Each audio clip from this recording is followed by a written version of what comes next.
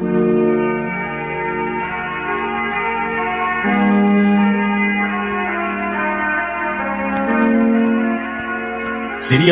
আমি না বুঝতেছি না তুমি এরকম কেন করতেছো। আচ্ছা তুমি আমাকে বলো, বিএসসির জন্য আমার কানাডাতে স্কলারশিপ সহ সবকিছু রেডি ছিল।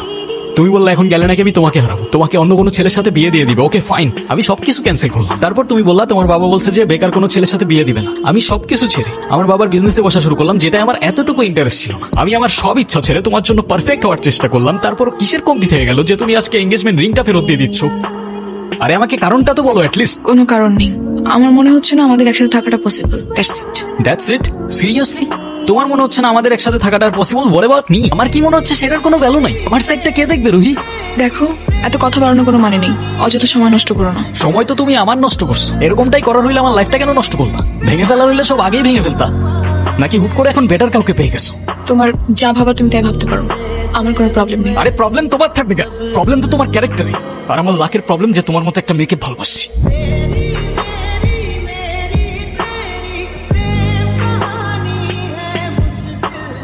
বাবা, আমরা আসলে এমন একটা পরিস্থিতির ভেতর দিয়ে যাচ্ছি, আমরা তোমাকে কিছু জানাতে পারিনি, তুমি কিছু মনে করো না। আরে না আঙ্কেল, রুহি আসলে আমাদের কিছু বলতে দেয়নি। এনগেজমেন্টের কিছুদিন পর আমরা জানতে পারি ওর লাং ক্যান্সার।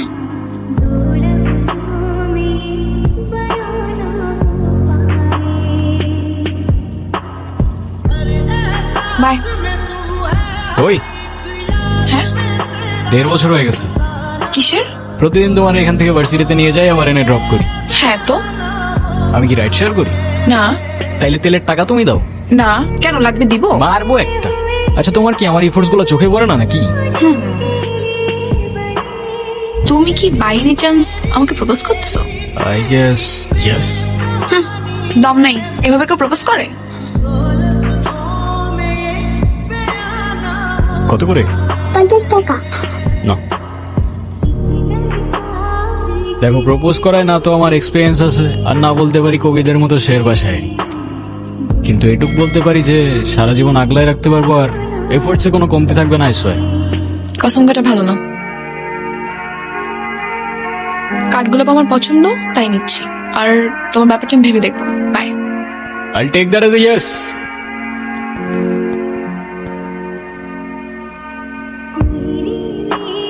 আমাকে মাফ করে দিও রুহি, আমি না বুঝেই তোমাকে অনেক কথা বলে ফেলছি। তুমি আমাকে একটাবার বলতা তো, দিনেও কি তুমি আমাকে এতটুকু চিনতে পারলা না? একটাবার বললে কি আমি তোমাকে ছেড়ে চলে যেতাম? তুমি আমাকে ছেড়ে যাবে না বলি তো আমি তোমাকে বলি নাই। কেন তুমি চাও যে আমি তোমায় ছেড়ে চলে যাই? হ্যাঁ, তুমি কেন আমার এরকম একটা জীবনের সঙ্গে তোমার সুন্দর জীবনটা জড়াতে চাও বলো? তুমি ছাড়া আবার কিসের জীবন? আমার জীবনটা তো ততক্ষণই সুন্দর যতক্ষণ সেই জীবনে তুমি আছো। রেহান, আমি তোকে যেটা বলছি সেটা তোর ভালোর জন্য বাবা। এমন কিছু করিস না যাতে তোর জীবনটাই নষ্ট হয়ে যায়। মা, আমি ওকে ভালোবাসি, প্লিজ একটু বুঝে কথা বলো। আমি তো বুঝলাম তুই ভালোবাসিস, কিন্তু বিয়ে ভালোবাসার জন্য নিজের ভবিষ্যৎটা নষ্ট করে দিবি? মানে মেয়েটা তো যে কোনো সময়। না মা প্লিজ, এটা তো আমার সাথে হইতে পারতো না। আর আমার সাথে হইলে আর যাই হোক রুহি কখনো আমাকে ছেড়ে চলে যেত না। আর আমার লাইফে ওর আগে না কেউ ছিল আর না পরে কেউ থাকবে। শাবাশ, এই না হলে আমার ছেলে। আরে বাবা, ভালো সময় কিংবা খারাপ সময় সবসময় পাশে থাকাটাই কিন্তু ভালোবাসা। রেহানা মা, রাগ করো না। আল্লাহ না করুক যদি কখনো তোমার কিছু হয়ে যায়, আমি কি তোমাকে ছেড়ে চলে যাব? না, বরঞ্চ তোমার পাশে থেকেই আমি তোমাকে সাহস যোগাবো। এ যুগে তোর মতো কয়টা ছেলে আছে বল? ছেলে হিসাবে তোকে নিয়ে আমি গর্ব করি। আমার কথা রাগ করিস না। না মা, রাগ করি নাই। আচ্ছা ঘুমিয়ে পড়। কিরে বাবা, দেখবি সময়ের সাথে সাথে সবকিছু ঠিক হয়ে যাবে। শুয়ে পড়া, আমি আসি।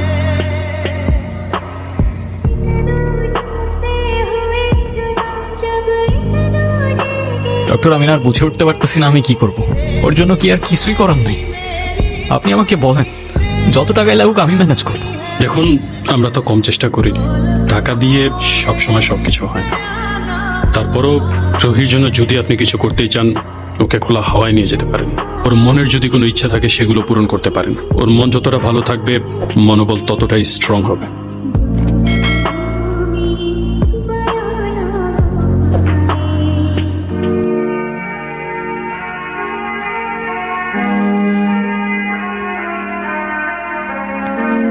অযথা এসব কেন করছো রেহান?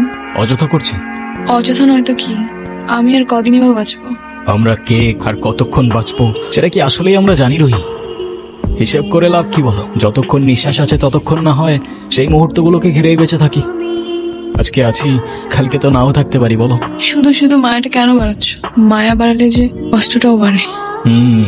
তাহলে তো খুব চিন্তার বিষয়। দাঁড়াও, এক্ষুনি তোমার মন ভালো করে দিচ্ছি। তুমি কি ভিডিও করতেছ? Yes sir. আমি তোমাকে ছবি তুলতে বলছি, ভিডিও করতে বলিনি। আচ্ছা, তুমি যে আমার সাথে এত দূরে আসছো, তোমার বাসায় যদি জানতে পারে? কিভাবে জানবে? কে বলবে? যদি আমি বলে দেই? আই না, একদম না। আশার জানলে আমার খবর আছে। তো ফিউচার রুহিকে তোমার কিছু ইচ্ছার কথা বলো, তাই ও দেখে নিতে পারবে যে তোমার ইচ্ছাগুলো আদৌ পূরণ হইল কিনা। ইচ্ছে? আমি তো সেভাবে কোনো ইচ্ছে ভাবিনি। তো এখন ভেবে বলো। আচ্ছা, কোনো এক বিকেলে আমি তোমার সঙ্গে সমুদ্র দেখবো, আর আর সেই সমুদ্রের পাড়ে দুজন মিলে সন্ধ্যাবেলা ফানুস উড়াবো। আচ্ছা, কারণ সমুদ্র আমার অনেক প্রিয়, তুমি আমি অনেক এই নাও তোমার বিকেল, আর ওই যে রইলো তোমার সমুদ্র। কি? তো বলো, আর কি বাকি রইলো? আর কিছু বাকি নেই। Wrong answer. আছে তো ফিউচার রুহিকে জানানোর মতো আর কোনো ইচ্ছে? না, আর তো তেমন কিছু মনে পড়ছে না। বুঝছো, যেটুক চাবা ওইটুকু কিন্তু পাবা। পরের বার বললো না আমি জিজ্ঞাসা করিনি। আচ্ছা ওয়েট, আমরা ফানুস উড়ানোর পর ক্যান্ডেল লাইট ডিনার করব। সাথে থাকবে সমুদ্রের ঢেউ, আর বাতাসে থাকবে কাঠগোলাপের সুবাস। কেমন হবে? নিজের দোষে নিজেই ফাঁসলাম মনে হচ্ছে। আচ্ছা, তো ফিউচার রুহি শুনতে পাচ্ছ? তোমার ইচ্ছাগুলো পূরণ হইলো কিনা আমাদের জানিও কিন্তু।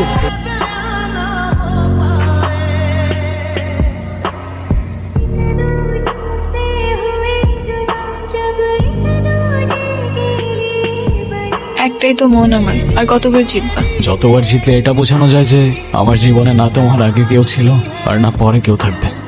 এতটা ভালোবাসো আমায়? তুমি জানো, আমার খুব ভয় হয়। মুখে যাই বলি না কেন, আমার মনে হয় আমার মানুষটা আমারই থাকুক, সে যেন আমাকে কখনো ভুলে না যায়। শুধু তোমারই থাকবো রুহি, কখনো ভুলবো না। আমি অনেক লাকি যে তোমার মতো একটা মানুষ আমার লাইফে আসছে। আমার সব স্বপ্ন পূরণ হয়ে গেল। এই কিছু মুহূর্তে মনে হচ্ছে 1000 বছর বেঁচে থাকার স্বাদ পেয়ে গেলাম। আমার আর কোনো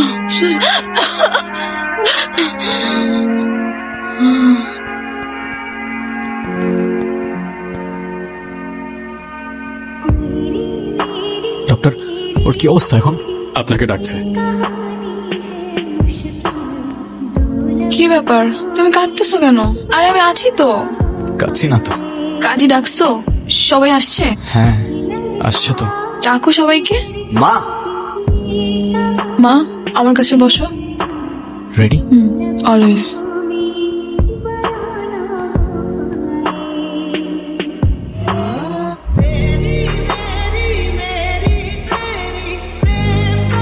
রুহি, ডক্টর